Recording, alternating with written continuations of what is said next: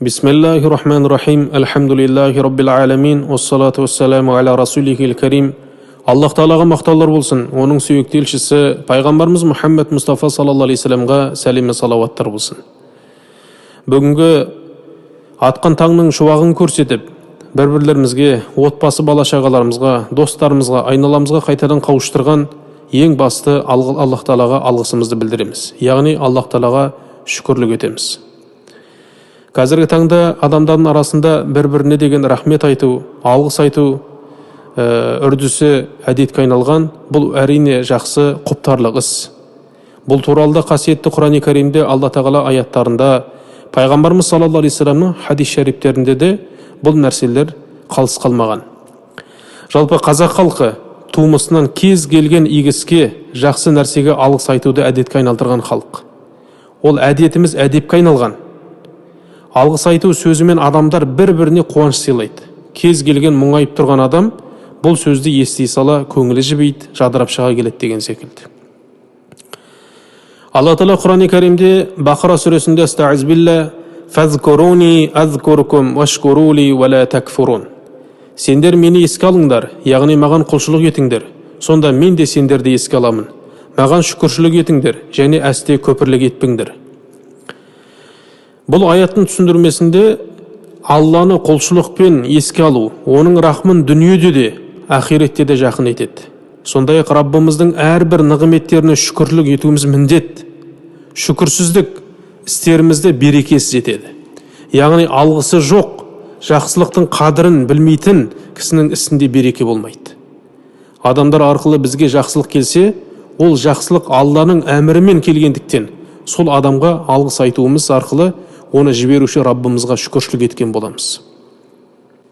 Алла Тағала Құран-ы Кәрімде Астағфирулла, сондай-ақ Раббыларыңның егер шүкіршілік етсеңдер, нығметіңді арттырамын, ал егер жақсылықтың қадірін білмесеңдер, онда азабым расында да тым қатты деп жар салғанын естеріңе алыңдар. Бұл аятқа қысқаша түсіндірмеде, егер әрбір жақсылыққа шүкір ететін болсақ, жақсылық жасаушы кісіге алғысымызды білдірер болсақ, сөзсіз Алланың біздерге жақсылық мен берекесі үздіксіз келетін болады. Пайғамбарымыз саллаллаху алейхи вассалам ла яшкуруллаха ман ла яшкурун нас. Кім адамдарға жақсылықтарына алғыс білдірмесе, Аллаға шүкіршілік етпегені деген.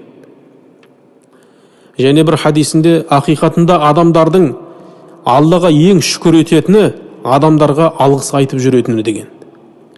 Және Абу Дауудтың сунанында келген хадисте пайғамбарымыз саллаллаху алейхи вассалам кім сендерге жақсылық жасаса, оған сыйлық беріңдер. Егер берер сыйлықтарын таппасаңдар, ол үшін дұға жасаңдар деген. Омар ибн Хаттаб радиаллаху анху егер біреу өзінің бауырына Алла сені игілікпен жарылқасын деп айтқан сөзіне не берілетінін білсе, сөзсіз бір-біріне бұл сөзді өте көп айтар еді деген. Саид ибн Жубайрден егер маған мәжуси, яғни отқа табынушы жақсылық жасар болса, мен оған алғыс білдіріп, рахмет айтуым керек пе деп сұрағанда, ол иә деп жауап берген екен. Жалпы жақсылыққа жақсылықпен жауап беру туралы бұл пайғамбарымыз саллаллаху алейхи вассаламның өмірінде де өнеге алатындай оқиғалар жеткілікті. Пайғамбарымыз саллаллаху алейхи вассалам үшін Хадиша анамыздың орны мүлдем бөлек болды. Хадиша анамыз көз жұмсады. Пайғамбарымыз саллаллаху алейхи вассаламның оған деген махаббаты бір мысқалда кемімеген. Хадиша анамыздың туыстарына қолдан келген көмегін аямайтын. Оның көрсеткен жанқиярлықтарын әрқашан аузынан тастамайтын. Адал жар, яғни адал жары Хадиша радиаллаху анха жайлы жиі айтатыны соншалық, Айша анамыз пайғамбарымызды одан қызғанатын. Бір күні пайғамбарымыз саллаллаху алейхи вассалам Хадиша анамыздың жақсылықтарын тағы да есіне алады. Сол кезде Айша анамыз шыдай алмай, үнемі Хадишаны айтасыз. Алла Тағала сізге одан да жас, әрі әдемі әйелдер берді емес пе дейді. Тозаңдай жақсылықты ұмытпайтын пайғамбар саллаллаху алейхи вассалам Алла Хадиша сынды қайырлы жар сыйлады. Ел мені мойындамай көпірліктің күңсіген қоңқысығын ақтарып жүргенде ол иман келтірді. Жұрт мені өтірікке шығарғанда ол растап қолдады. Халық менен не нәрсесін болса да аяп, итіне жегізгенде ол дәулетіне ортақ етті. Алла Тағала одан маған перзенттер нәсіп етті деді.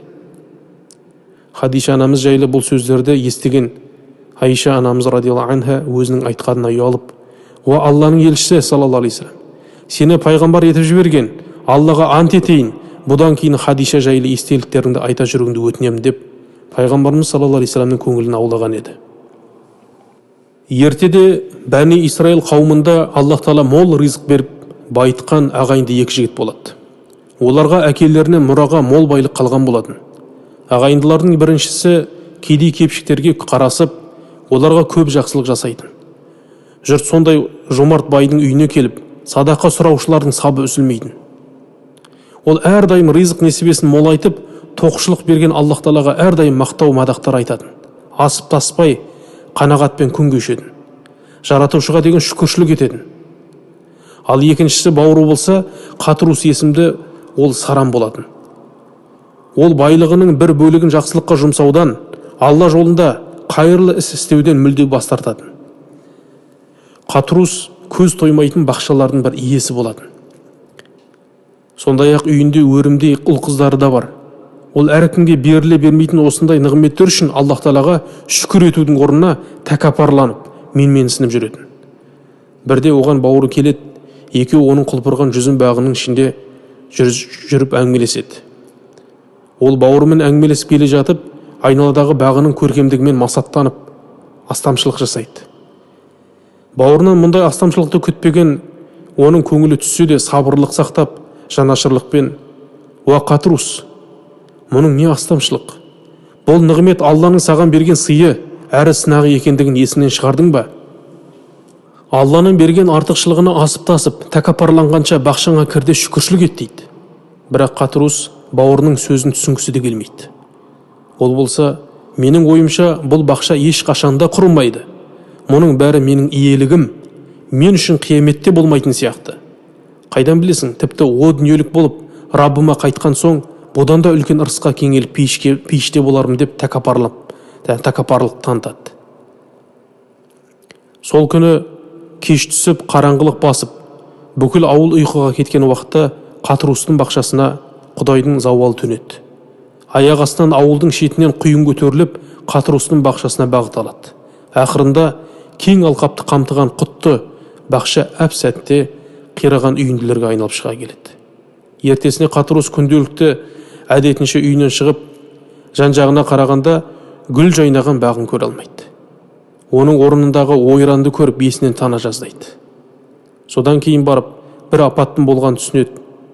Өзінің кеше асыра сөйлегеніне қатты өкінеді. Раббысының нығметін мойындамай, асып басқан надан бай Қатырус өзінің кемшілігін осылайша кеш түсінеді. Міне, Құранда Каһф сүресінде баян етілген бұл оқиға шүкірсіздіктің соңы сор екенін ескертуде.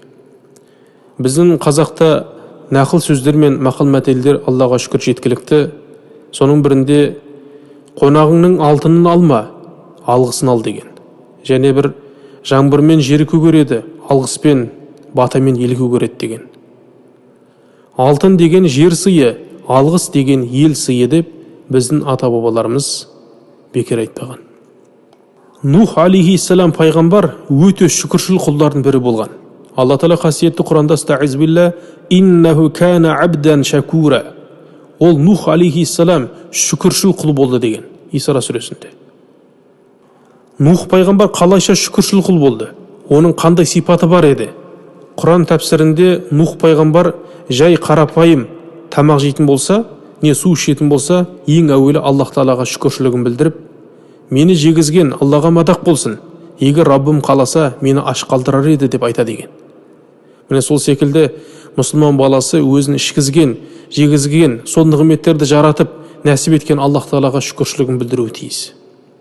Шүкіршілік жайлы айтқан кезде басқа құлшылықтың түрі секілді бұл ғибадаттың да дене мүшелердің қатысуымен жасалатынын ескерген жөн. Яғни дене мүшелеріміздің Аллаға ғибадат етуі, Алла разылығы жолында қызмет жасауы, құлшылықтар атқарып, үкімдерге бағынуы дененің шүкірлігі болып табылмақ.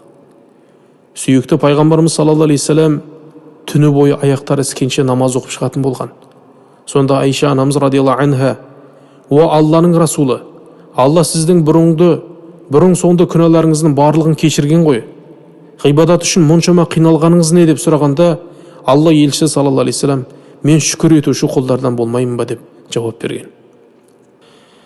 Адамдарға жалпы алғыс айту Аллаға шүкіршілік еткенмен бірдей. Егер өзіміз біреуге жақсылық жасар болсақ, олардан алғыс күтпеу керек. Жақсылыққа жақсылықпен қайтару әр мұсылманның ісі. Шүкіршілік ету, әрдайым шүкіршілік етіп жүру, бұл берекені арттырады.